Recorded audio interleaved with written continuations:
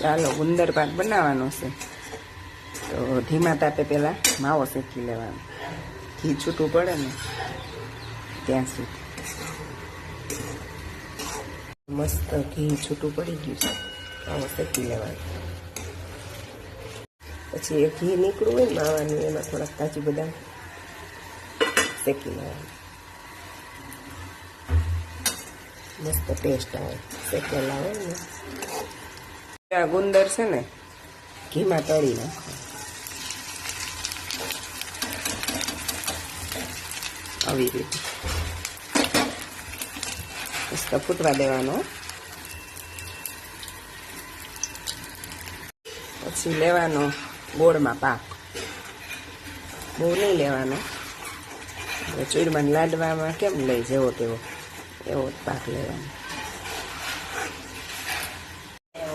ખાવા આવે ને તો માવો નાખી દેવાનો અને મિક્સ કરી દેવાની બે વસ્તુ.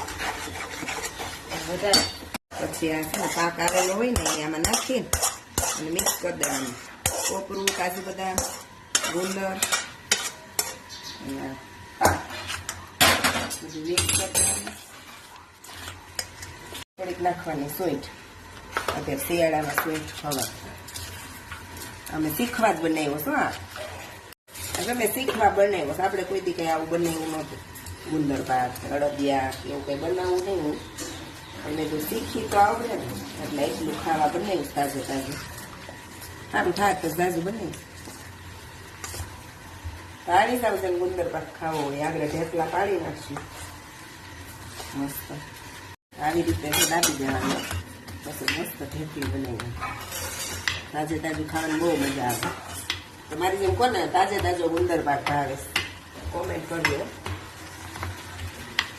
તો મસ્ત મજાનો ગુંદર પાક રેડી, ઢેપલી બની ગઈ.